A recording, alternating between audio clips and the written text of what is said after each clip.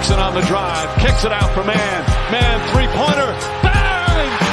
Oh, what a man! Magic down the middle, just what I thought. A hook shot at 12, good! Here's Michael at the foul line, a shot on Elo, Good! The Bulls win! They win it! Now there's a steal by Murray. Underneath the DJ, Going up over Bell, ball away. Yes! Yes! At the buzzer, he does it! Was there ever a doubt? A Smith screen. Posey will defend. Oh! LeBron James with no regard for human life. It's a physical game. Oh, man, oh, God. A monster jam by Blake Griffin.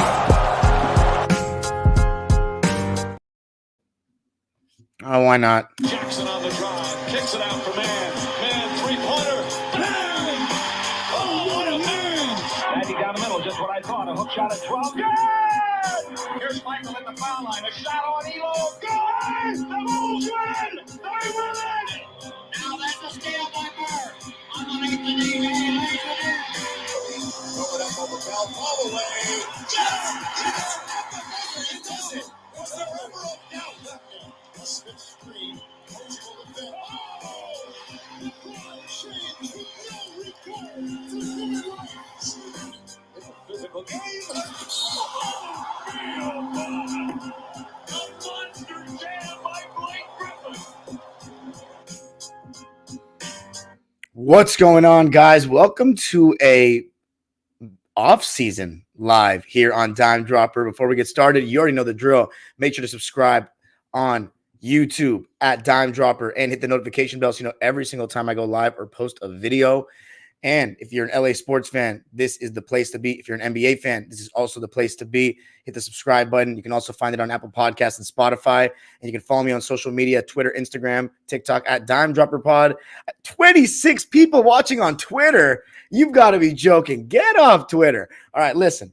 I'm going to delete the video, okay? There is a link underneath the tweet that you're watching. Please click that link and hit the subscribe button because this is where I make my bread. Nothing from Twitter. So please do me a favor. The link is underneath. I put it there just for you. So let me delete it. Better hop into the YouTube because there's no way Twitter should have more than YouTube. That's not how it works over here. All right. Shout out to everybody here on the YouTube, though. Let's see how many we got. 19. Hopefully more coming from Twitter. But anyway, we got a lot on the agenda tonight, ladies and gentlemen. A lot on the agenda. I'm going to say it right now. We got the Malcolm Brogdon trade that happened and then didn't happen.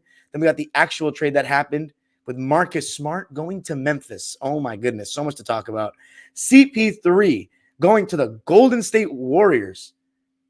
Like, what the fuck are we talking about here? And then the draft, Wembanyama, Scoot Henderson, who the Clippers got, Kobe Brown, and last name Miller. I already forget his first name, from Miami. And then Max Lewis for the Pepperdine Waves, who, again, I worked for Pepperdine, watched almost all his home games in conference this year, so I can talk. There's nobody I know in the draft better than Max Lewis. So if you're a Laker fan, you came in the right place to listen to somebody who I'm giving you the honest opinion of why he slipped so much, too. There's a reason he slipped so much. But then the latest rumors of the Clippers, I'm going to end it off with that. PG, Russ, and then Lou Williams retired recently, and so I got to give him some flowers. So let's get right into it. Super chats are turned on. If you want to drop $1 or a dime, every donation is appreciated. You know, always trying to work hard for the people. And remember, you guys can find all my playoff recaps from the season in the playlist section of my YouTube channel. Every single thing is there, including Dime Dropper, or should I say Dime Machine, which are my old school breakdowns in chronological order as I journey through the NBA and its history. I want to document it for you guys so we can have more context on these debates about all-timers and whatnot. But let's get right into the episode, starting with the Malcolm Brogdon trade. So if anyone listens to my Locked On Clippers podcast, and you should absolutely subscribe to that, Locked On Clippers, even if you're not a Clipper fan, support your boy. But on the Locked On Clippers podcast, I got a text in the middle of the show that we could get Malcolm Brogdon. And I was like, holy shit. I've wanted Malcolm Brogdon since last summer. I don't know if I have a receipt of it on the lives or on a video, but I had it on Twitter that I wanted Brogdon. And when the Celtics got him, I was like, God damn it. I wanted him to be our starting point guard. And then we bring Reggie off the bench. That was what I was, the pipe dream going into last season. Obviously didn't materialize. Looked like we were about to get it. and maybe the even better part of the trade, that we were finally getting off Marcus Morris. His contract, his attitude this season, and just overall him not being good enough to consistently not play well enough for me to trust him in the rotation anymore. So I was really happy with that. The only tough part was we were giving up the 30th pick and Amir Coffey, and I really liked the Brewmaster. And the trade was Porzingis going to the Celtics. So since Michael Winger's gone to Washington, we saw with the Bradley Beal trade, which please remind me to talk about before this episode ends, because I don't think I actually talked about it on this platform, because my last video was the Jerry Sloan highlight video. You guys should check that out, by the way. I worked hard on it. And Jerry Sloan as a player, come on, there's no way you've actually watched him play. So you should check that out. But anyway, Malcolm Brogdon, right. So the Celtics got Kristaps Porzingis. The Wizards are clearly doing a full-on sale. You know, they're finally rebuilding, and you love to see that if you're a Wizards fan, a clear direction. They're trying to tear it down. And look, these last couple of days, I think they've made out pretty well. Now, it started with the Beal trade that I thought was pretty shitty. I mean, with Beal's no trade clause, he basically had all the power because he could veto any trade. Now, my biggest thing was I wanted the Miami Heat to get Bradley Beal. I guess you know what? Fuck it. We're just going to start in chronological order with the Beal trade. I was shocked that he was going to Phoenix. I saw the rumor, Miami or Phoenix, but I thought that Miami was the better fit for him because they still need one more scorer. I think he could take a lot of pressure off of Jimmy, and there'd be a nice scoring tandem. And I think Bam as the third scorer sounds like more of what could work for an actual champion. Because I think right now Jimmy Butler and Bam Adebayo as the 1 and 2, they're not good enough scorers because they're always going to play someone like Jokic, someone at that level. So whenever everyone says this guy could have won a championship if this and this didn't happen, or this guy didn't exist, like MJ didn't exist, or Kobe didn't exist, or if it wasn't for LeBron, this is what happens with GOATs in every era. They're the best Curry. They're the best players. So if you're not quite at their level, it's hard to win a championship unless your team is significantly better. If your supporting cast aren't that different, a lot of times these series come down to who's the best player in the series. And I don't know if Jimmy Butler will ever be the best player in a finals series. Like, I love Jimmy Butler. Y'all know that, but I just don't know. So I'm not saying Bradley Beal is better than Jimmy Butler, but at least it gives them such a great big three. No one's really stepping on each other's toes. Solid supporting cast, solid coach. That could work for a championship, like a 1A, 1B situation. We've seen teams win championship with a little 1A, 1B. They have a very solid supporting cast and all that. I think the Miami Heat could do that. That would get them closer. Not to say that would guarantee them a ring, but I wanted Beal to Miami. Phoenix, I thought they would at least maybe try to get Tyler Hero or something. They gave him not even a first-round pick for Chris Paul and Shamet, 2 former Clippers, and second rounders. I was like, what the fuck is this? Because Chris Paul ain't going to play. But now they've turned that into Jordan Poole. So again, sometimes these front offices, oftentimes they're thinking one step ahead of us fans who are reactionary. We don't know what's going on, the big picture plan, and they turn that into Jordan Poole. But as for the original trade, I'm just going to end this with this on Phoenix. We'll have months to talk about predictions for the season. But it's very redundant to me. I understand that this is positionless basketball, and 10 years ago, you would have never put 2 true shooting guards together like Beal and Booker, but now you're just going to downsize, play Booker at the 3, Beal at the 2, vice versa. It doesn't really matter. Wing, guard, big. They fall under the wing category, even though they're shooting guards. And then Kevin Durant will play the 4 like we saw him play this season. I think it's definitely an upgrade over Chris Paul, but to me, they're no better than a conference finals team. It's just weird. And I don't think he's going to make their defense any better. And my thing is this. It's not that easy to go from being a first option for 5 years to being a third option. Second option is one thing, but a third option, does that mean Beal's getting 13 shots a game? KD is very okay with deferring, but I don't like it when KD defers too much. That's one of my issues with him. So in terms of, it's not about that they're going to be selfish and step on each other's toes. To me, they may not be able to be the best versions of themselves because it's not a seamless fit. It's 3 guys that are jump shot heavy scorers. They don't get to the rim like that anymore. They're all very decent off-ball players, very solid off-ball players, in fact. And I love how great they are in the mid-range. I like their one-on-one bags individually. I like that they don't need too many dribbles to get into their shot. But I just think the fit itself is a little bit weird. So Yeah, none of them can get to the rim like that. They're all solid finishers when they get to the rim, but none of them are really putting that much rim pressure to me consistently. Chris Paul was definitely not helping in that category. But yeah, I mean, listen, I saw Bradley Beal play very closely in Washington a couple of years ago. He was the number one scorer then with Russell Westbrook. So this is a different role for him. But his points, it was like, God, I don't mean to hate, but I've said it before. And you can go back to my actual recaps of those episodes, but it was like the most non-impactful 30 average I've ever seen in my life. But that being said, it's very hard to average 30 points in the NBA. People were discrediting Beal and acting like the Suns got a sorry. Like the Suns got a nobody. Bradley Beal's still nice. Bradley Beal's still going to help that team. Am I scared of the Suns? Not really. Should I be scared that the Suns are going to beat the Denver Nuggets? No. That's all I got on that. Let's go to the Brogdon thing, right?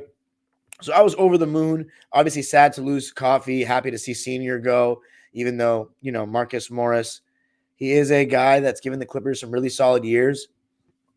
As for the Celtics, they ended up getting Porzingis regardless. And I think that was a really solid move. Now, if you go back to my recaps in the 2021 playoffs, I'm not the highest on Porzingis because I think he's another one of those big guys that just shoots a lot of jumpers, bails the defense out, doesn't have good enough post game. And he actually has turnarounds, though, in the mid post, but he doesn't go to it enough. However, this season, I think it was actually one of his better seasons with Washington. He was more aggressive, shot a lot more. And I think with Boston, it's actually the perfect role for him because he's not going to have that much pressure on him to score and create.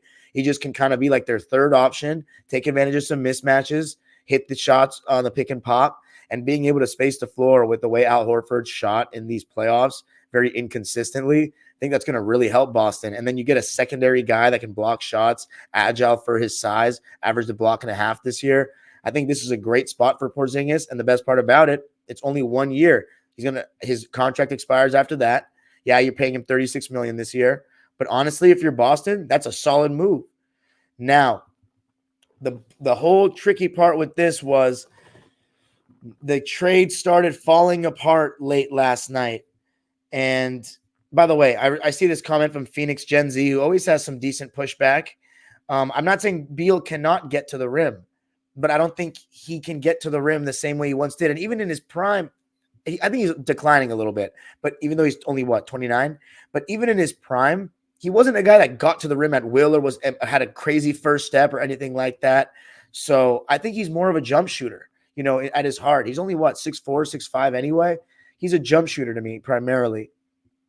You need to find out how much of his shots were at the rim, more so than what his percentage is at the rim. I'm not saying he's not a good finisher. He is a good finisher.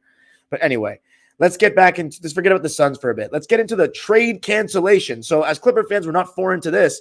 We're remembering Chris Paul when the trade got vetoed, but we were the beneficiaries of that. Now, at first it didn't feel like we were the beneficiaries of this because we didn't get Malcolm Brogdon, and I was pretty excited about it. But my first thought when we got Brogdon was, what does that mean for Westbrook? Because we already have Bones Highland and already exercised his option to come back next season, which I am in full support of and want. But it got canceled last minute because apparently the Clippers pulled out and they wanted the physical done after the draft. They weren't moving fast enough for Boston, who wanted to get the deal done by midnight. And we were wary of Malcolm Brogdon, who apparently needs an elbow surgery. However, Adam Himmelsbach, I think that's his name, a Boston beat writer or a Boston reporter, whatever, said that it is likely that he will be back in the start of the season, or he should be, something along those lines. And he said firm belief. I'm not taking that to the bank. If he's coming off a surgery, you can see why the Clippers moved off of this trade last minute. Now, the question Celtics fans might be asking, is, now the Clippers want to talk about injury concerns when your two best players that you're paying nearly $100 million to are Paul George and Kawhi Leonard. And you know what? That's a fair counterpoint to a degree.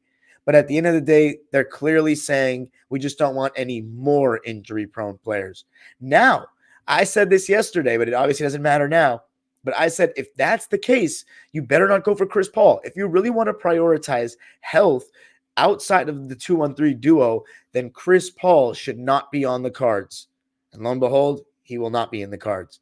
But I was like, I really like the idea of Brogdon. He only missed 15 games last year. If he indeed does come back by opening night, then fuck, maybe we missed out on something. But you know what? If he's really coming off of surgery and he's not the same anymore, which I doubt, and I honestly hope not, because I like Malcolm Brogdon, then that would be tough. But at the same time, if we get Russ back, which I'm honestly getting a feeling that we may, that's the best case scenario, because if there's one thing about Russ, knock on wood, that you really can't question, it's his availability and his durability. And so I hope we get Russ back more than anything. Phoenix Plays, he says about 30% of Beal's shots came at the rim last year. Well, that's actually pretty good. That's kind of higher than I expected. But still, like, he only scored 22 points a game. They didn't win many games. So clearly, like, it wasn't unstoppable. You know what I'm saying? He wasn't some unstoppable scorer. But anyway, that's more than I expected, though. Is he better at getting to the rim than Booker? Because Booker was actually getting to the rim at a decent rate in the playoffs, to be honest. He's not a relentless rim pressure, 2 feet in the paint all the time guy, but Booker's a bucket. I think it's an upgrade for Phoenix, but I don't think they're going to be Denver with it. Because then now they're so booked salary-wise. Who else are they going to fucking get? They got no money. But anyway, so the Malcolm Brogdon trade, it is what it is. Now, the trade that actually went through was Marcus Smart going to Memphis, Tyus Jones. Let me read the full terms of it. Honestly, I marked it down. Oh, man, they took me out of Woj. I'd already signed into Woj's tweets, had them ready on standby for you guys, but I guess I have to scroll down again. All right, here we are. But anyway, see, here's the big trade. So Tyus Jones, he first released that is going to Washington. Great get for Washington. Do they want to play him next season? I honestly would. He's going to be a starting point guard in this league sooner or later. And he's about to be in his prime. I would want him if I was Washington, honestly. And then you saw that Porzingis was going to Boston. So again, I already talked about that. Good move for Boston. But what I was wondering was, if Memphis is involved, who's going to Memphis and who's leaving the Celtics? And then the bombshell, the Woj bomb, I should say. The Celtics are trading Marcus Smart to the Grizzlies. Wow.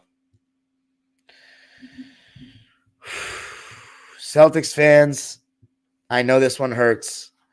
I lived in Massachusetts, obviously, for 3 years. 3 years that Marcus Smart was on the team. And I know how much they love Marcus Smart. He was the true embodiment of a Celtic. He played hard, repped the jersey and the colors really proud, was a good spokesperson for the team, a little bit dirty.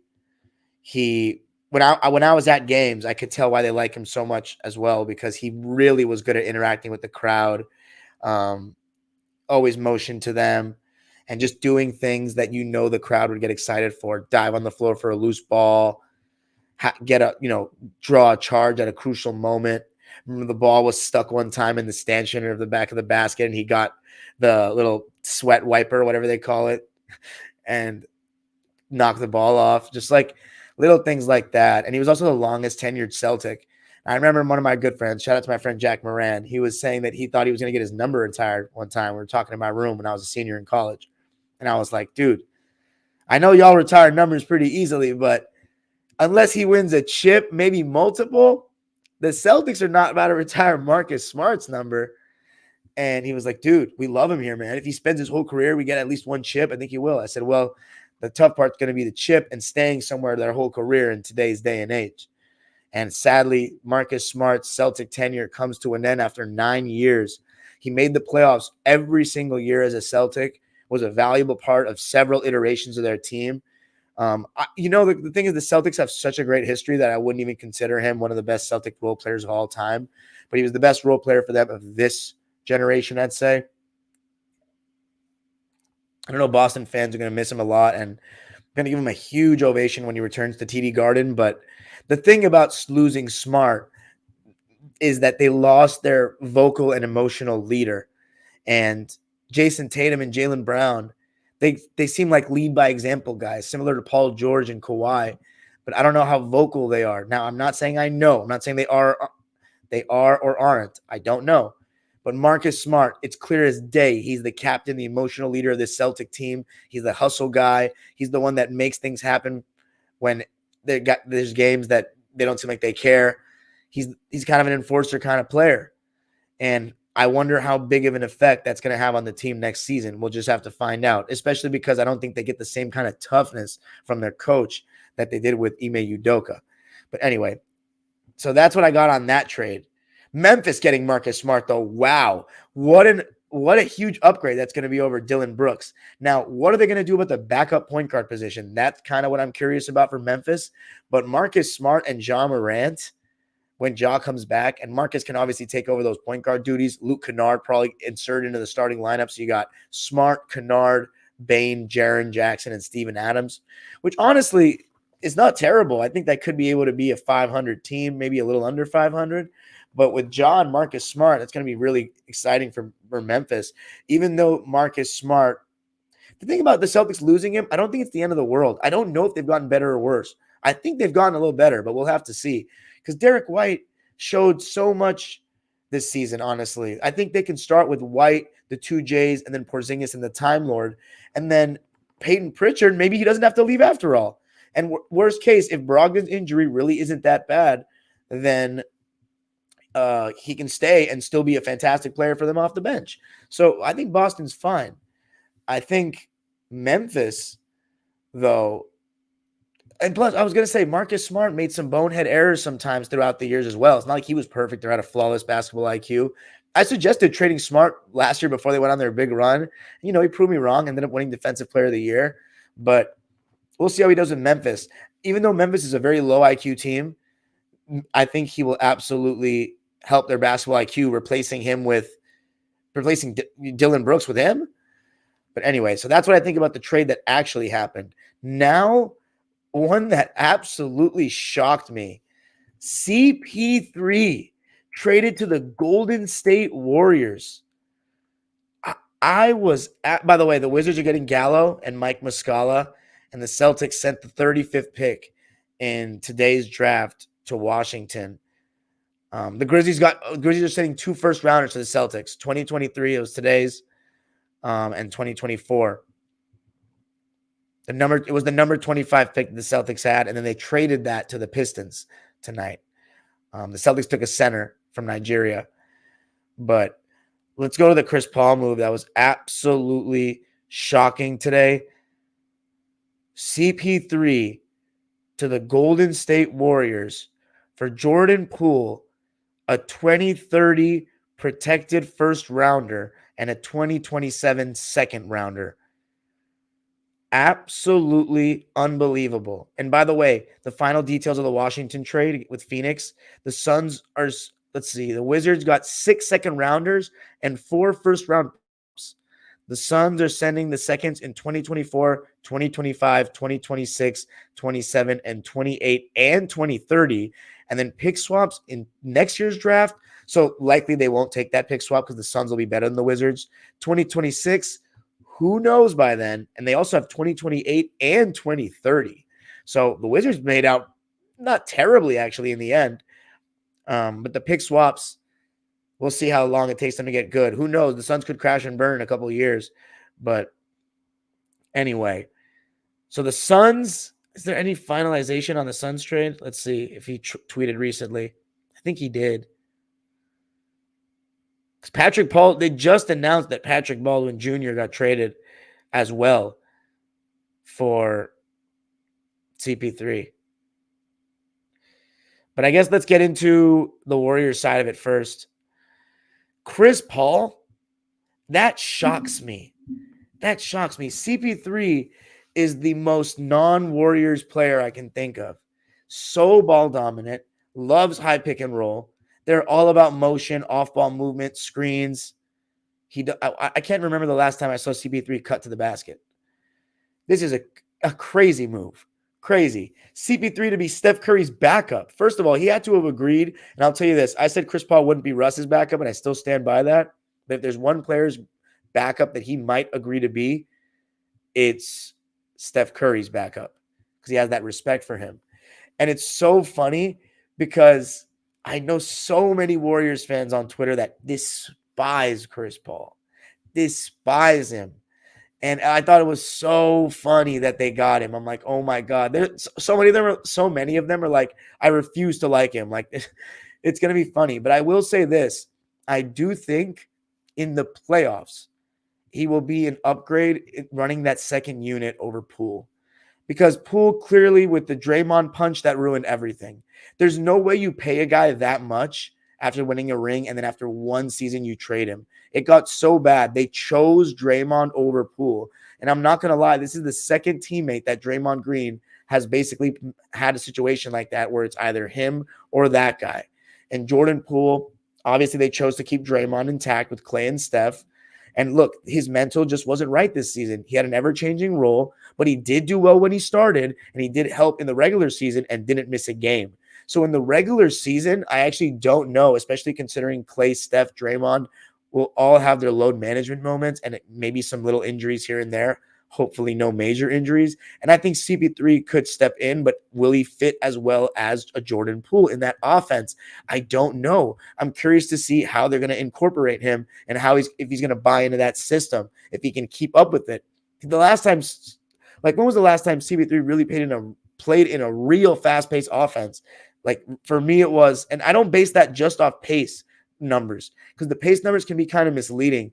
Even, I know that sounds weird, but they can. Just like the Lakers were last year, where they just shot quick shots early in the shot clock and they would go down as they had such a high pace and all that. No, you have to get stops to get out in transition partially.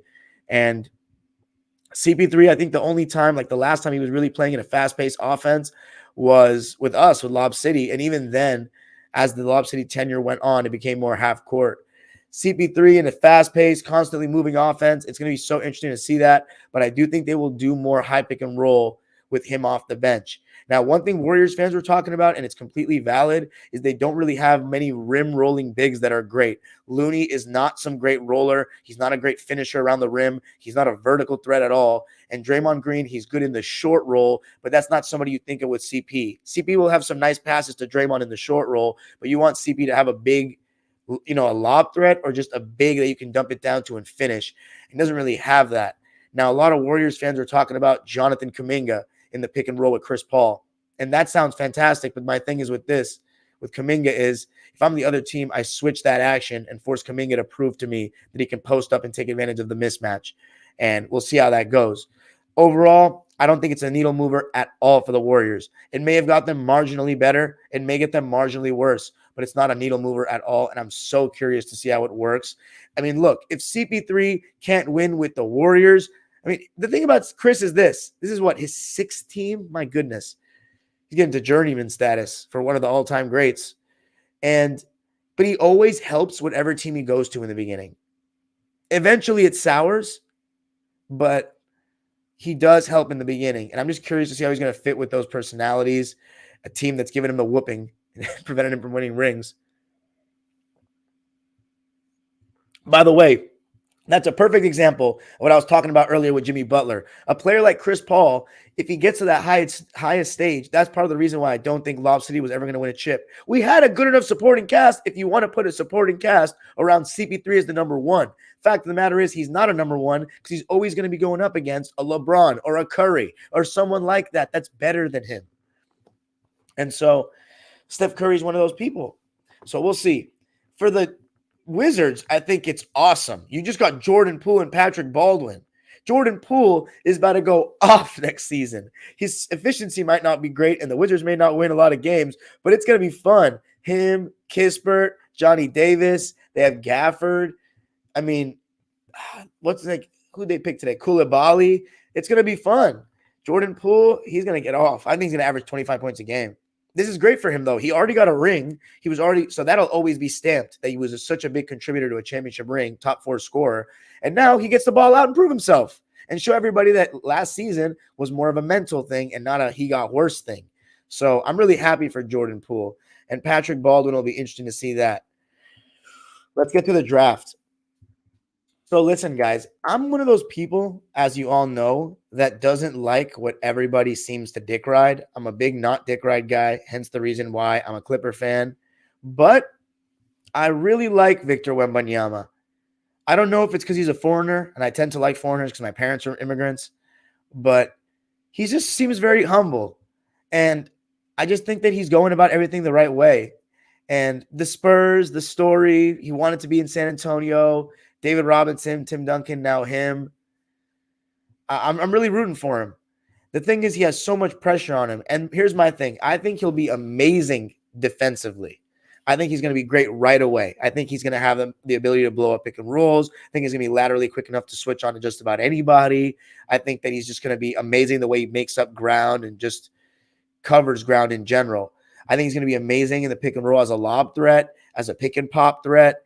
My thing with Wembanyama is when he sees bigger forwards and wings switched onto him, and you don't get to face up against those guys, can he punish them with his size? He can still get a shot off, but that's my big thing with all these fancy-ass 7-footers that all they want to do is face up and play like guards. At the end of the day, you need to be when it's time to play like a big, you need to play like a big. And that's why Jokic won the championship, because when push came to shove, he's not one of those dancing bigs. He's not. He has that behind the back.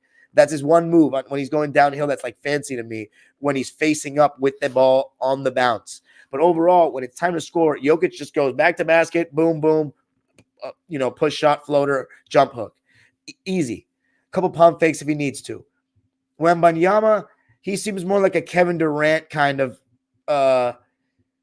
prototype, like a Kevin Durant disciple.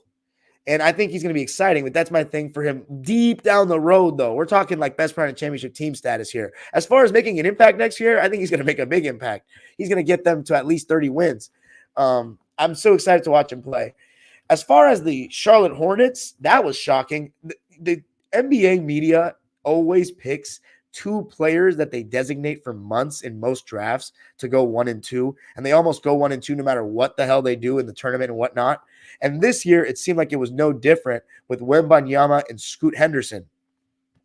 But the Charlotte Hornets went with an old-fashioned kind of line of thinking and went with fit over best overall player. Now, maybe they think Brandon Miller is the best overall player, but I don't know. Scoot Henderson, athleticism, and the way everybody talked about him all season with the G League Ignite, I thought he was going to be the second pick. The thing is, they already have LaMelo. Although, look, you might think like, oh, Sacramento did it with Halliburton and De'Aaron Fox. But look, they got Sabonis out of it. So, like, worst case, if it doesn't work out, like, for example, Dennis Smith Jr. and Luka, although I don't think that trade ended up being anything. They traded for DeAndre Jordan.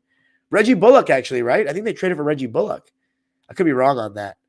But, yeah, Miller, we'll see how it pays off. I mean, I think it's going to be a good fit, LaMelo Ball and Miller. I've never seen Miller play, by the way. I've never seen most of these guys play in full games. I'm not going to lie. I don't lie about the stuff that I watch or don't watch. But it'll be interesting to see if they pay for that. So Portland now has Scoot Henderson, and it's just like Dame apparently keeps saying that he's not about the young players, the youth movement. So are they going to trade that pick? And listen, man, if I'm the Clippers, man, I'm getting on that phone. Paul George, are you willing to part ways? Bring Scoot this way. Now I'll have no problem selling tickets in that Intuit Dome. I can promise you that. That'll be taken care of. I don't know, man. I'd be down. But Scoot Henderson to Portland. Now they have 3 guards that are like elite. Dame, Simons, and him. I wonder what's going to happen. Something to keep an eye on for sure. The other picks, I don't have any idea how they play, so I have nothing to say about them. But I do have something to say about Brandon Podziemski from the Golden State drafted. I watched this guy play live at Pepperdine this year against Pepperdine for Santa Clara. Dude, when I went into the gym, he was projected to be maybe a second rounder. He transferred from Illinois. And Max Lewis, who was at the time projected to go lottery, he went 40 tonight. I'm going to talk about him in a sec. But he was projected to go lottery. They're playing against each other. And there was no doubt in everyone that watched the game, if you knew nothing about these people and the draft projections and all that, Brandon was the best player on the court by a significant distance. This guy is elite. Will he be able to help the Warriors this season? I actually think yes in the regular season. In the playoffs, maybe not, because he has to prove that he can guard at the NBA level. If he can, because he's 6'5", he has pretty decent size. He's not a small guard by any means. If he can guard well enough, then maybe he'll get playoff minutes. But offensively, he's going to be great in the NBA, and he's perfect for Steve Kerr's system. He's a great shooter with the ability to hit off the catch and off the bounce. There were some shots he was making. Great defense by the Pepperdine players, hand in the face, off the dribble. You know what I'm saying? Fadeaways, like pull-ups. It was nuts. And the best part about him that I think is his most translatable skill to the NBA, or maybe the most valuable one, is how great he was in the pick and roll. And nowadays the NBA is all pick and roll. And he makes the right read all the time. And there was one pass he made that I always say the best passes are the ones that even the people that are watching on TV or from a wide view can't see. He threw a pass. I didn't even see the guy that he was passing to. It was insane. Crossed the court, behind, like through shoulders, behind, right next to a guy's head. Like, man, the guy he put on a show. It was one of the best performances I've ever seen from a college player live. And that's when I knew he was really, really good. So Golden State got a good player, really good player. I hope he gets a chance. But it's super high IQ too. But then, so the Lakers, by the way, the first pick the Lakers got, I know nothing about him. I'm sorry. I know nothing about him. So for the Clippers, I wanted us to get another guy from the G League Ignite. I forgot his name. He ended up going to the Spurs and then traded to Minnesota. Somebody give me his name in the comments. But I wanted them to take him. They ended up taking Kobe Brown from Missouri. I got a lot of context on him. So apparently he's a bigger forward, 6'7.5". Leonard Miller. Thank you, Phoenix Gen Z. Leonard Miller. That's what I wanted the Clippers to take. But we didn't get him. We took Kobe Brown, 6'7.5", like 240, and looks like he's got a grown man body. Now, his three-point shooting wasn't great till his last year of college, it seems. I think they got a new coach. But he was left open a lot. So teams are going to dare him to shoot at the NBA level. Will he make an immediate impact on the Clippers? Will he actually get into the rotation? My gut is telling me no. Obviously, we have to wait and see if the Clippers make any more additions at that kind of spot or subtractions, because we still technically have Marcus Morris on the roster, which is the worst part about that trade getting nixed. But yeah, I don't think he'll probably play this season. But if he does, I can see why the Clippers picked him, because 6'7.5", it sounds like they wanted to try to be a stretch 4 because he's big enough, technically weight-wise, and he shot better this year, so if he can just knock down shots. I've seen that he has that bully ball game, and a good friend of mine that's very knowledgeable about college says that he was actually a very good passer, and that's one of his better skills. So if he can pass the ball, that's never a bad thing. And he spent 4 years in college. He's 23 years old. So he's definitely a little bit more seasoned, and he's a beast, strength-wise. So hopefully we'll see. I mean, I don't know much about him, so I'm not going to just rant and rave about him like I know who he is and how he plays. I have to watch. But he was in the tournament, so he got high-pressure experience there. So you like to see that. And then I don't know anything about the guy from Miami at all. But let's talk about Max before we talk about some Clipper rumors to end it. So Max Lewis. Hold on one second. Get some water real quick.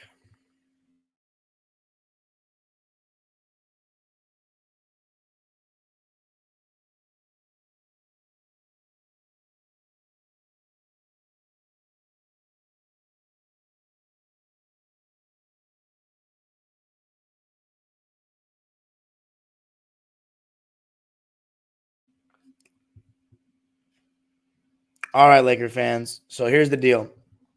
I want to preface this by saying that anytime my mom went to Pepperdine and I worked for them as the backup PA announcer a little bit this year, I didn't do any basketball games, sadly, but I was at almost every single conference home game, and I also went to 1 or 2 non-conference home games.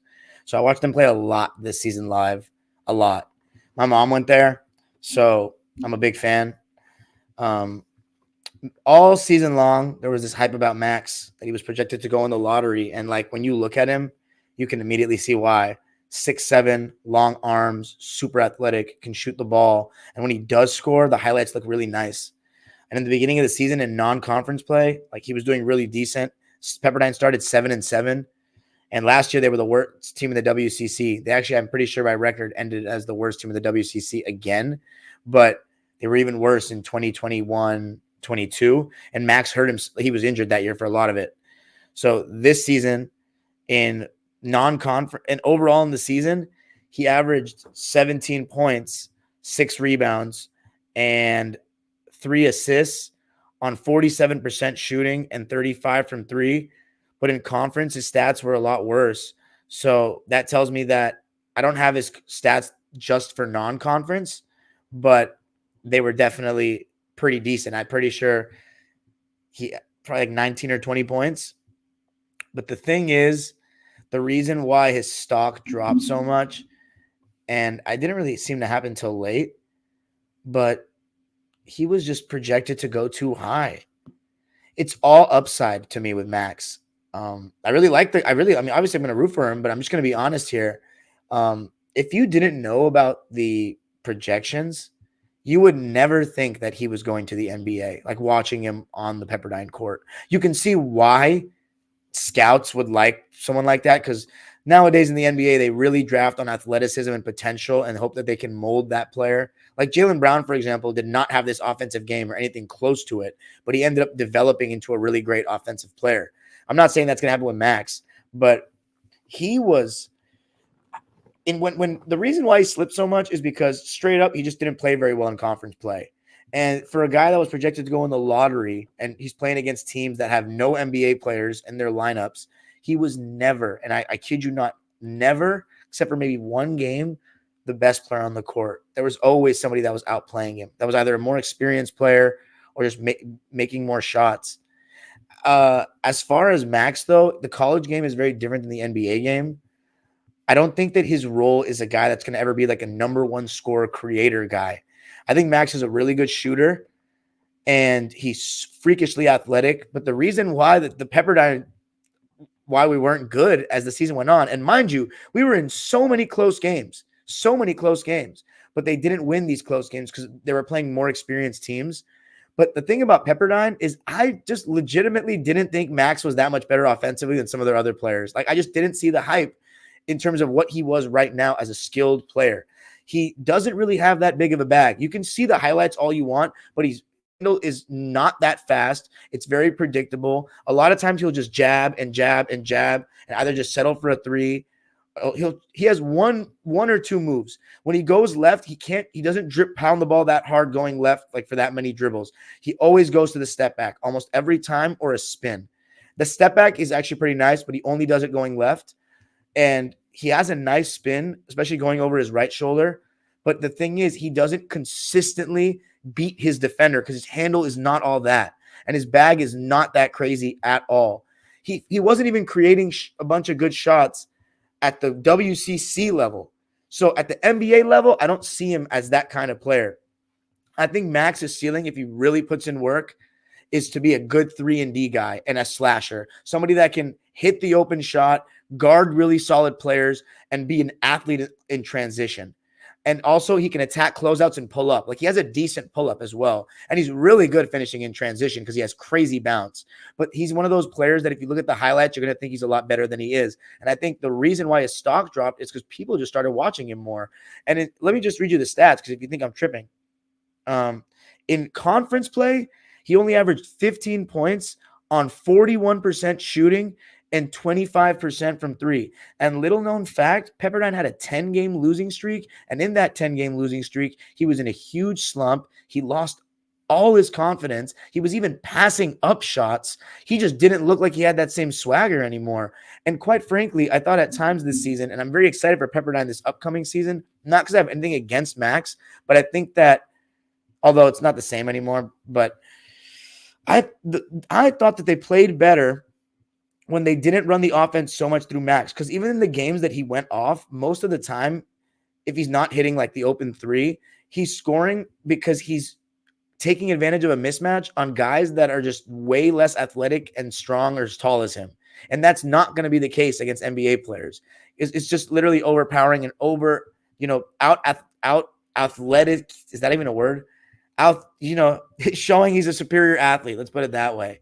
And I don't even mean to sound like a hater, but here's the thing about Max. He's all potential. He's still very raw, and he hasn't been playing basketball for that long compared to some of these guys. He didn't play that much AAU. So he's a real work in progress. And I think the Lakers to take him at 40 is actually really good value. Like, I think that's a great spot for him. I think they got someone that's going to spend some time in the G this year, maybe on a 2-way contract.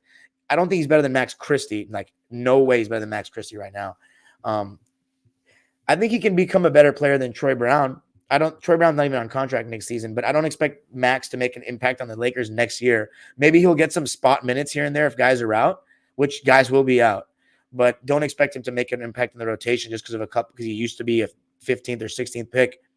And don't expect him to be a creator. Now, I will say this. He's actually a decent passer, but it mostly comes off of an advantage has already been created, making the open read. Nothing too crazy.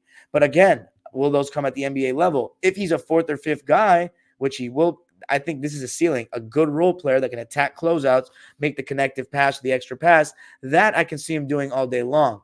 As far as his defense, he was a better defender than most players on Pepperdine because of his size and athleticism, just outright. He's an NBA body. Like, that's just NBA athlete, no doubt about it. So it's going to be a presence at the college level.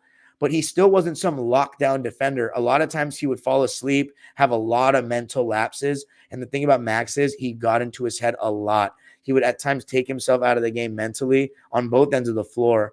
And there were times where he'd be in foul trouble and he acted like he wasn't in foul trouble. He would still play as aggressive without really thinking. And that hurt at times for Pepperdine.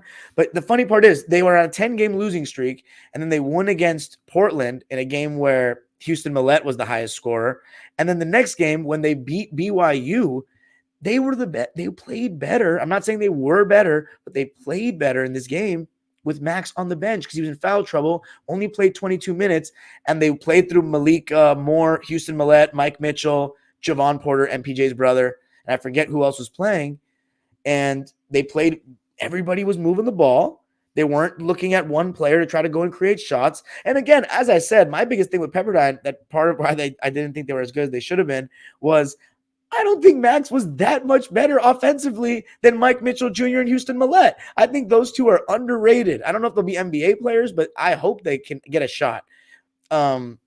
Houston especially has an off-ball player because he plays with heart and he's a really good shooter.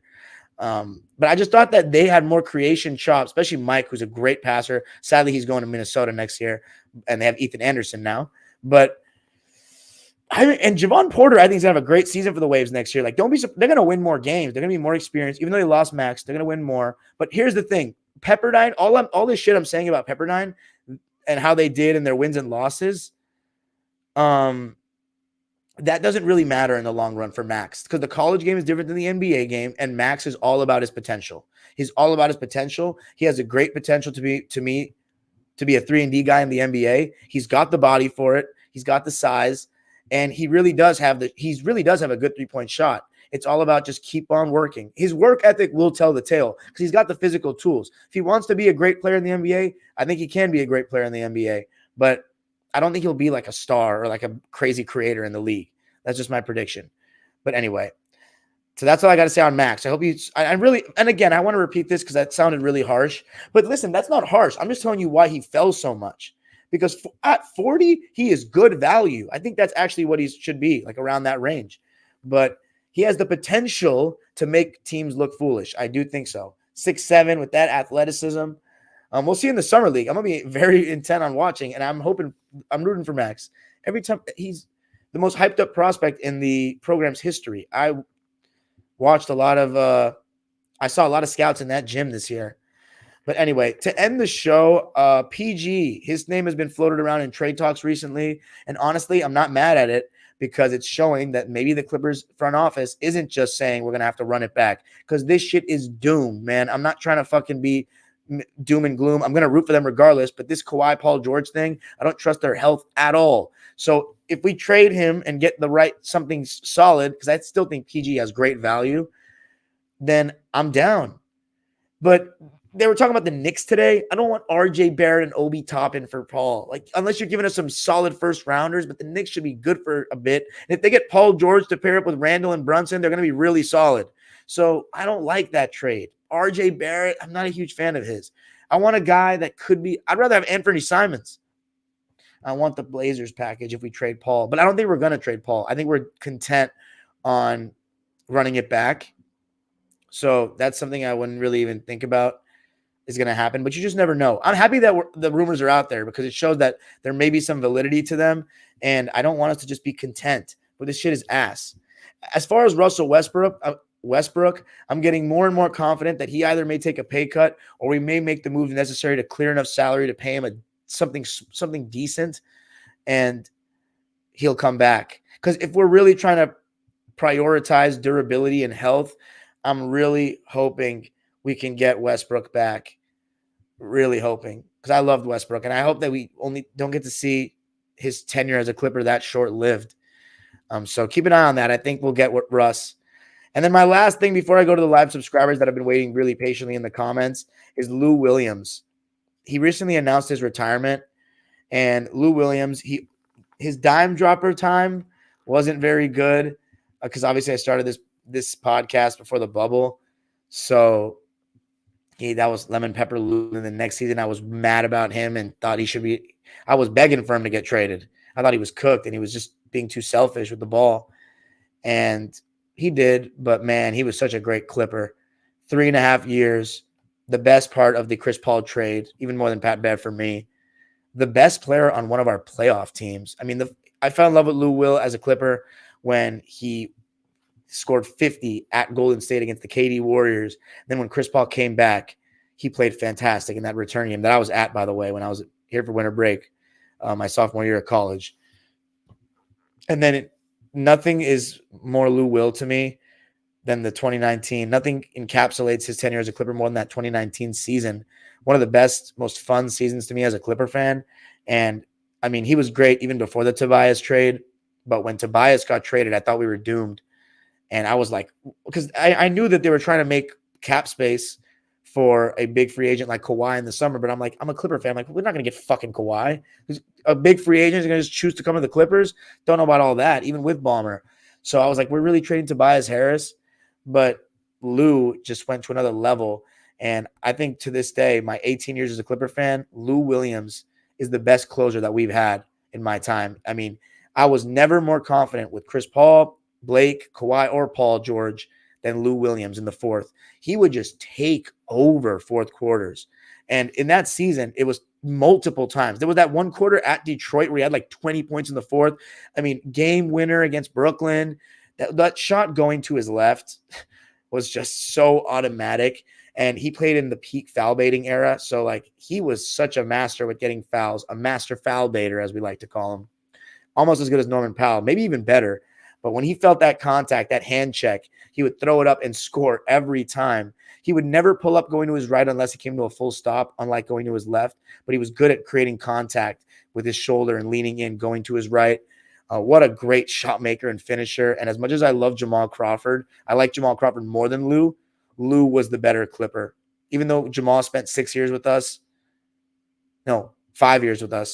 and Lou 3.5. Lou was the best player on a playoff team. And that 31-point comeback against the Warriors capped off by a great moment known as Alexander. Shabbat for three. Bingo! What a moment. That comeback was led by Lou Williams, the largest comeback in playoff history. And just when you thought that the series was over when we were down 3-1, mind you, this is against the most talented team maybe in the history of the game, we still got a win in Game 5 at Oracle because Lou Williams just went ape shit. We're going to miss Lou Williams. He had some really iconic, 3-time Sixth Man of the Year, 2 times with my Clippers in back-to-back years in 2018 and 19. Also won it in 2014 with the Toronto Raptors. Boom, and now, oh man, 6 man like I'm Lou Will. 2 girls and they get along like I'm Lou Will. That's classic. Oh man, 2-girl Lou, lemon pepper Lou, 6 man. It was a pleasure. And I don't know if he's number retirement status. I mean, the Clippers don't have a very high standard and we don't have any numbers retired. I don't think he is, but man, 23 for the Clippers will always be iconic to me for Lou Williams, and I hope to see him down the line at the Intuit Dome. A very solid career, one of the best 6 men of all time. He truly embraced that role when he was better than so many starters. But that's it for me tonight. Let me know what you guys thought of the episode and hit me up in the comments about all this crazy news around the NBA. Now to the live subscribers waiting patiently in the chat. Super chats are turned on if you want to drop $1 or a dime. Peace.